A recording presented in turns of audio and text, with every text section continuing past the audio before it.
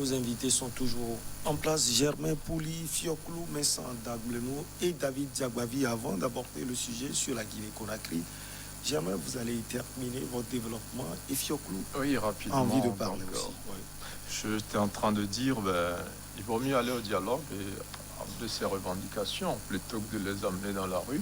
C'est pas dans la rue qu'on vous répondra si ceux qui ont dirigé la transition pourront aller à une élection ou pas. Donc je crois que ceux qui aujourd'hui quittent cette coalition-là et qui sont de la société civile ont raison. Voilà des autorités militaires qui arrivent au pouvoir dans une situation d'illégalité, qui veulent ouvrir un dialogue. Donc, il faut aller espérer. Il ne faut pas être défaitiste et se dire non, il n'y aura rien de nouveau. C'est le même système, il n'y aura aucun changement. Mais ce pouvoir a besoin de paix. Parce qu'il faut diriger. C'est pour cela que dans un premier temps, il avait refusé de rencontrer certains groupes politico-militaires. Mais après, ce même pouvoir a mis de l'eau dans son vin parce qu'il a compris qu'il faut travailler avec tous les Tchadiens. Et je pense que Wakitama, qui est créé il n'y a pas longtemps, s'il ne revoit pas, peut-être ne change pas son fusil d'épaule, il va aller droit dans le mur. Droit dans le mur, mais sans dans le mur. Vous le pensez également, on a l'impression que Wakitama voit au jeune Mahamat Déby Itno son père. Oui, vous voyez, le responsable de Wakitama a des jeunes derrière lui et à les écouter la dernière fois, c'est qu'ils ont cette conviction de combattre le jeune Déby. Mais en politique, il faut un réalisme. Le réalisme en question ici, c'est que certains partis politiques ont adhéré, participé au dialogue. Et le Premier ministre a fait une sortie la dernière fois en confirmant l'effectivité du dialogue et que les dispositions sont en train d'être prises pour les forces politico-militaires. Ce qui veut dire que dans les jours à venir, les organisateurs de Wakitama seront en minorité. Si ils persistent dans cette voie, ils peuvent participer ou non, mais le train va continuer. S'ils participent, c'est bon. Maintenant, s'ils ne participent pas, qu'est-ce qui va arriver? S'ils ne participent pas, manifester chaque jour. Déjà, on manifesté dans plusieurs pays au cours des mois, des années, ça n'a rien changé. Parce que celui qui est au pouvoir sait ce qu'il veut. Il sait ce qu'il veut faire. Donc, s'il y a un rebelle ou bien quelqu'un qui ne veut pas suivre le train en marche, ça fait son problème. Autant les gens ont manifesté dans des pays, ça n'a pas réussi, mais ça a réussi pendant combien d'années? 10 ans. Ça a réussi au Soudan. Ouais. Personne n'a cru que El Béchir partira. Ça n'a pas réussi. Béchir et Déby, c'est un peu... Béchir était plus vieux au pouvoir que Déby. Ça a marché au Burkina Faso avec Blaise Compaoré aussi. Hein. Donc dire qu'il faut ignorer Wakitama, moi je dis non. La Wakitama n'est pas représentative de sa seule organisation de la société civile. Elle se réclame d'une représentativité populaire. Et sa voix compte aussi. Alors s'il faut faire un dialogue national et écarter la société civile qui se retrouve dans cette... Dans tous les cas, pour le moment, Wakitama n'est pas écarté. Oui, mais Wakitama n'est pas entendue. Elle n'est pas écoutée. C'est pour ça qu'elle était dehors samedi dernier. Elle réclame... Ce que Wakitama réclame, c'est l'aspiration des partis politiques aussi qui ont accepté d'aller à cette élection, à cette concertation ou à ce dialogue. C'est la même chose. Je ne crois pas qu'il y ait un parti politique qui accepterait... Sauf que les partis politiques sont allés pour pouvoir discuter. Peut-être que c'est au cours de cette concertation qu'ils auront à parler. Oui, les stratégies sont différentes.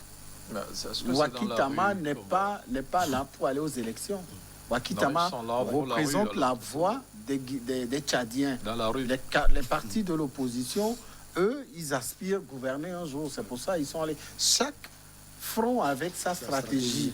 La stratégie de Wakitama, c'est de contrecarrer. C'est de contrecarrer les actions de la junte. C'est de forcer la junte à se prononcer véritablement. Sachant que ce dialogue n'aboutira pas. Combien de dialogues il n'y a pas eu au Tchad sous Déby?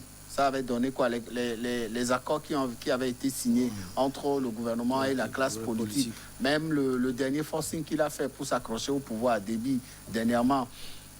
Mais quelle confiance aspire cette junte-là quand elle a hérité de la gestion que Déby avait laissée? Donc il faut frontalement aller contre cette junte-là et exiger que la junte se prononce. Si la junte ne veut pas s'éterniser au pouvoir, ça ne coûte rien. Le Guinéen l'avait fait. Le Guinéen l'avait fait dernièrement. Les Burkinabés, l'armée qui était arrivée, qui avait permis le départ de... ou qui a concrétisé, ou qui a fait exécuter la décision de départ de Compaoré du Burkina Faso. Elle avait fait, ben faites-le aussi. Que les militaires tchadiens disent, nous ne sommes pas là pour être au pouvoir. Donnez-nous 1 année, 2 années, 3 années de transition. Après, nous allons déblayer le terrain. Et puis, on y va. Il y a déjà 18 mois de transition. En tout cas, il y a déjà 18 mois de transition pour le Tchad. On va faire x2. Voilà, ans. Dites-le concrètement pour que les Tchadiens soient calmes, soient en paix, parce que 30 ans de pouvoir de Déby sont restés encore incrustés dans leur esprit. Moi, je pense que les assises du dialogue qui est annoncé vont définir. Ouais. C'est d'ailleurs pourquoi Waky Tama doit aller au dialogue. Au dialogue. Et ce que ce mouvement a à dire, n'a qu'à dire ça dans la salle. n'est pas forcé d'être au dialogue. Dans la rue, maintenant, ils vont le dire. La rue ne résout plus rien. Tu as donné l'exemple tout à l'heure, tu as donné l'exemple du Soudan et du Burkina. Ces 2 exemples ont réussi parce que les proches du pouvoir ont joué le jeu. C'est tout. Au Burkina, quel proche de Compaoré Zida était qui? Zida était qui? Le général Djibril Bassolé. C'est eux qui ont joué le jeu. Celui qui est au pouvoir au Soudan. Ils ont joué le jeu. Ils ont joué quel jeu? C'est pas l'armée qui était dehors. C'est la population. Est-ce que c'est la population qui a chassé le dictateur? C'est la population qui était dehors. La population n'a pas d'armes. Non, la population. Même au Mali, la population était dehors. Mais c'est l'armée qui a chassé Ibeka. Et cette arme, elle est crainte par tous les pouvoirs. Non. C'est les manifestations. Et on a vu ce que ça a donné. Si c'était l'exemple du Mali. Oui, si la population n'était pas dehors, est-ce que l'armée serait dans l'obligation de dire au président, monsieur le président, veuillez quitter le pouvoir? Non, puisque l'armée n'a jamais... Est-ce que la population était dehors quand le colonel guinéen a pris le pouvoir? Non, mais chaque pays a ses stratégies. Chaque pays a ses réalités. Mais la Guinée, c'est l'armée qui a fait un coup d'État. En Guinée, c'est un coup d'État. Et au Mali, au Mali, c'est quoi? Non, j'ai pas cité le Mali. Je dis au Burkina Faso, c'était pas un coup d'État. C'est l'armée aussi. Au Soudan, c'était pas un coup d'État, puisque l'armée qui était venue au pouvoir n'a pas reconnu ce coup d'État. En tout cas, on va voir la stratégie. Bon, ce n'est pas le sujet du jour quand même. Oui, c'est le sujet. C'est le sujet. La Guinée-Conakry. On va parler de sa stratégie également. La chute du régime du président Alpha Condé plonge une fois de plus la Guinée dans une nouvelle période de transition pour le moment indéterminé. Quel type de gouvernement faudrait-il enfin pour que cette nouvelle parenthèse militaire atteigne ses objectifs définis par le CNRD? Fioclou Adangwenou, quelle stratégie pour le gouvernement à venir? Oui, je peux dire tout de go que le premier responsable des putschistes a lancé des lueurs d'espoir en libérant tout de suite les prisonniers politiques, en laissant libres les membres de l'ancien gouvernement et a dit qu'il n'y aura pas de chasse aux sorcières. Aussitôt après le coup d'État, quelques heures après, il a rassemblé la classe politique et les cours socio-professionnels pour leur dire la raison pour laquelle le coup a été fomenté et a invité à partir de demain les cours socio-professionnels pour l'avenir de la transition et pour former un gouvernement. Aujourd'hui, je peux dire que c'est à partir de ce gouvernement qui aura à former que nous pourrons savoir la stratégie à adopter. Parce que tous les cours socio-professionnels, y compris les syndicalistes qui sont invités, ont l'obligation d'accompagner le colonel président du CNRD. Et à partir des discussions, on aura un gouvernement qui aura sa ligne de conduite et pour définir la durée de la transition et les autres mécanismes pour la continuité de l'État. Cette concertation à venir va indubitablement rassurer tous les Guinéens. Oui, en tout cas, c'est l'objectif de la junte militaire qui a élargi donc, la sphère des acteurs qui seront consultés à partir de ce mardi jusqu'à vendredi. Donc il y aura les partis politiques, il y aura la société civile, les syndicats dont parlait tout à l'heure Fioclo, il y aura les opérateurs miniers, donc ceux qui sont dans les mines, il y a les banquiers, il y a toutes les couches en tout cas, les diplomates aussi donc seront consultés. Et je crois que déjà la junte a son schéma, mais elle voudrait s'enrichir de ces autres contributions-là, surtout qu'elle a fait aussi appel aux Guinéens de la diaspora, qui pourront apporter aussi leur rapport. Bon, ça, c'est les bonnes intentions. Du début, on a vu avec les militaires, quand ils viennent au pouvoir, les intentions sont bonnes. Mais après, quand ils rentrent dans la peau du président de la République avec les pleins pouvoirs, on ne les reconnaît plus. Certains ont des agendas cachés, et on vit même de rempiler ou de faire prolonger les transitions pour espérer faire un longtemps déjà au pouvoir ou espérer passer après la transition. Donc on attend de voir. Et maintenant le général il dit qu'il veut changer la Guinée. Maintenant est-ce qu'il veut juste tirer la transition et partir? Parce que là il n'a pas encore dit. La CEDEAO aussi est un peu à ses trousses pour voir clairement le calendrier donc, de la transition qui va se faire. Donc il sera obligé, comme dans tous les coups d'État donc, il y a eu lieu ces derniers temps, de définir une charte de transition avec sa durée et les organes qui devront la composer. Et puis sans doute, peut-être après ces concertations, aller à un dialogue plus large, à moins qu'il estime que son rôle, c'est juste de venir organiser les élections et de permettre à la classe politique de faire son travail, donc d'aller séduire les électeurs et de prendre le pouvoir et continuer et un peu dans la voie qu'il aurait tracée pendant la transition. David, quelle place les militaires peuvent avoir dans ce gouvernement à venir? Leur place devrait être aussi sauvegardée parce que même dans les gouvernements précédents, les militaires étaient toujours là. Il y a des postes clés qui reviennent forcément aux militaires. Oui. Pardon. La sécurité. Dans tous les gouvernements qu'on connaît, il leur faut des places, forcément. Pour le moment, ils n'en sont pas demandeurs. Les putschistes guinéens. Peut-être que c'est sous-jacent. Peut-être, mais pour le moment, quand vous avez une junte qui arrive au pouvoir dans les conditions dans lesquelles elle était arrivée au pouvoir et qu'elle prend des décisions comme celle qu'elle a prise, vous n'aurez pas des Watitama dans les rues. Vous n'aurez pas le mécontentement des Guinéens dans les rues.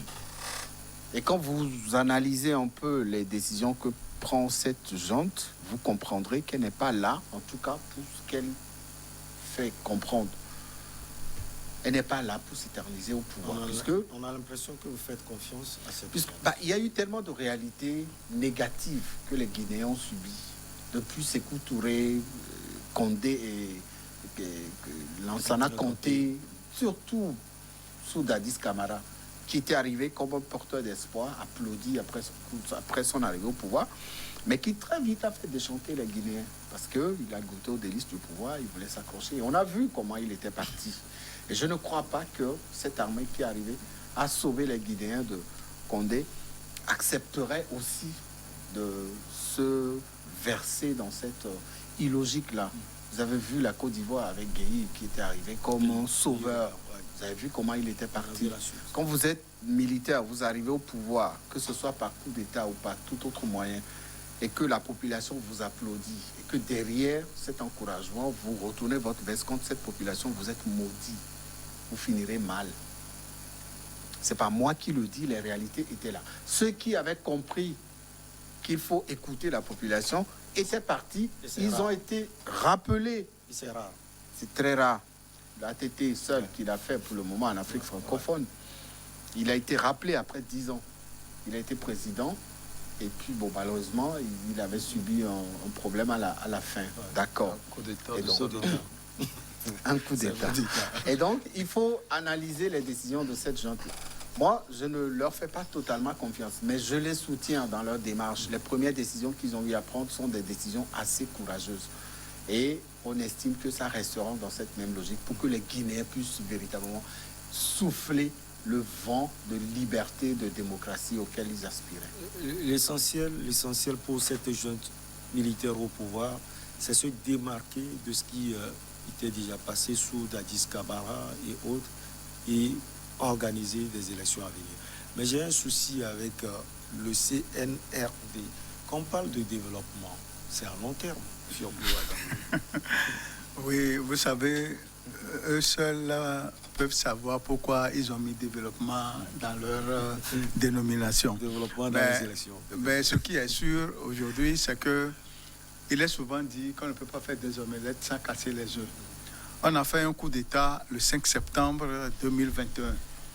Jusqu'à ce jour, il n'est dit nulle part le nombre de victimes qu'il y a eu. Les enquêtes vont le dire. Jusqu'à ce jour, les familles éplorées sont là. Les gens cherchent leur mari, les gens cherchent leurs fils, les gens cherchent leurs oncles et autres. On ne les trouve pas. Ils sont où? Ils sont probablement tués et on n'en parle pas jusqu'à ce jour. Là, c'est un point d'interrogation qui inquiète, selon vous. Oui, c'est inquiétant. Puisque quand on fait un coup d'État, d'habitude, on a l'habitude de dire il y a 20 morts, il y a 100 morts, il y a... Est-ce qu'il y a eu des morts? Je viens de dire tout à l'heure qu'on ne peut pas faire des omelettes sans casser les œufs. On ne peut pas aller attaquer le palais sans mort. Les rapports des enquêtes vont le définir. Bon, dans tous les cas, comme David l'a dit, les rapports vont les déterminer. Les rapports tronqués ou non tronqués. Ça dépend. Bon, donc aujourd'hui, revenons à nos moutons. Ce qui est sûr aujourd'hui, c'est que la population de Conakry et dans certaines localités du pays ont adhéré au coup d'État.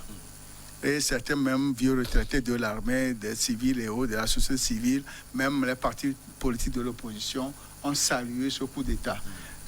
Un fait illicite peut devenir légitime quand il a l'adhésion populaire, comme ce qui s'est passé le 5 septembre dernier. Toutefois, les coups d'État sont éternellement proscrits dans les constitutions. Et je peux dire, comme je l'avais dit tantôt, et pour le Mali, tous ceux-là qui commettent des coups d'État doivent être priés et jugés. Alors, Germain, j'ai lu quelque part qu'il serait maladroit, voire dangereux, de faire des discussions politiques la méthode du gouvernement à venir en Guinée. De faire des discussions politiques? La méthode du gouvernement à venir. Non, je crois qu'il faut dialoguer, il faut discuter.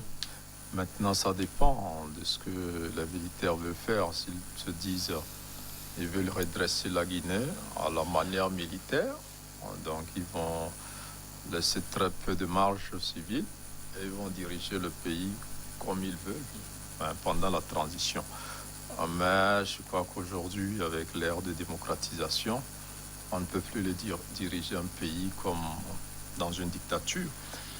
Si eux-mêmes ont libéré des prisonniers politiques sur Alpha Condé, c'est qu'ils savent qu'il y a une grande violation des droits de l'homme et ils ne vont pas se lancer dedans. Maintenant, en même temps, on dit que c'est l'homme fort, mais il n'est pas aussi fort que ça. Il a besoin de l'adhésion des forces vives de Guinée pour pouvoir travailler. Donc, est-ce qu'il doit donner une place aux discussions, aux échanges, ou est-ce qu'il doit appliquer ce qu'il veut faire? Mais je trouve quand même un peu prétentieux de sa part aussi quand il dit qu'il vient pratiquement relancer le pays et il estime que tout ce qui était passé avant lui pratiquement n'ont rien fait. Non, je pense pas. C'est pas un bon discours. Il y a le père de la nation quand même, c'est Touré, quoi qu'on puisse. Même Alpha Condé a fait sûrement quelque chose. Voilà, lui reprocher.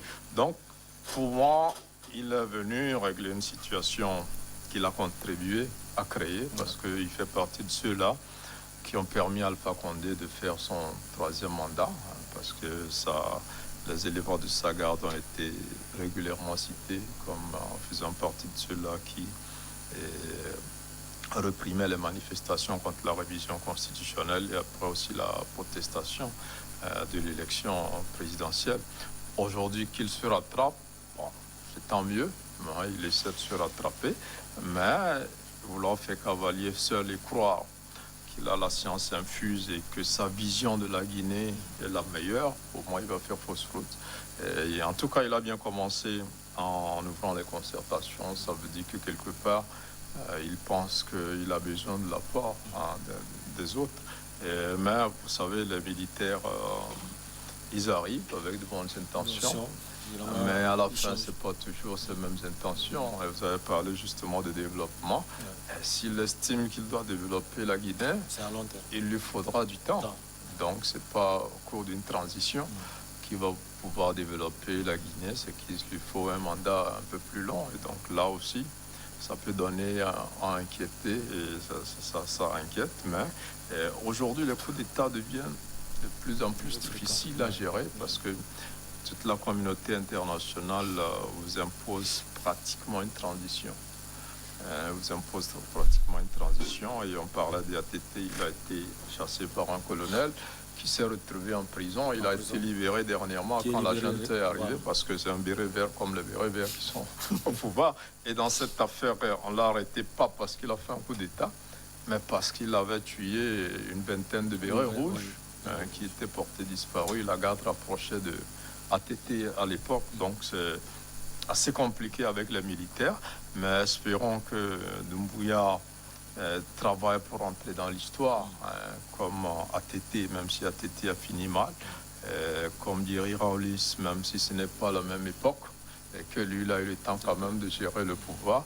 Et donc, on espère qu'il va vraiment assurer une transition et laisser les hommes politiques ou la société civile gérer le reste. Oui, vous voulez ajouter quelque chose avant que je le pose? L'une des décisions prises par le colonel Poutis et que moi je trouve un peu dangereuse est celle-ci, quand il a dit que tous les chefs-corps des régions vont remplacer les préfets. Or, tous ces chefs-corps ont été nommés par Alpha Condé. Et vous pensez qu'il n'y aura pas résistance quand ils seront dans les préfectures, ils vont voir dans la même ligne que lui. C'est là, moi, je me suis dit, il s'est trompé en procédant ainsi. Parce que le coup d'État a été commis. Il ne sait pas si ces chefs-corps ont adhéré ou pas.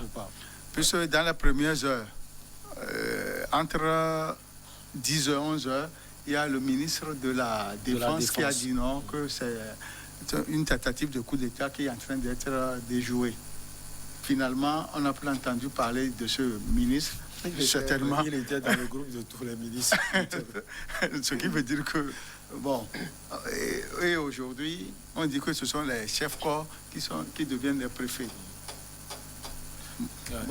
Par contre, quand même, il a pris une décision qu'il faut saluer, à mon avis. Il a interdit les marches de soutien à la junte. Donc, c'est assez positif. C'est généralement ça qui induit un peu les militaires en erreur. C'est un début d'interdiction aussi aux partis politiques.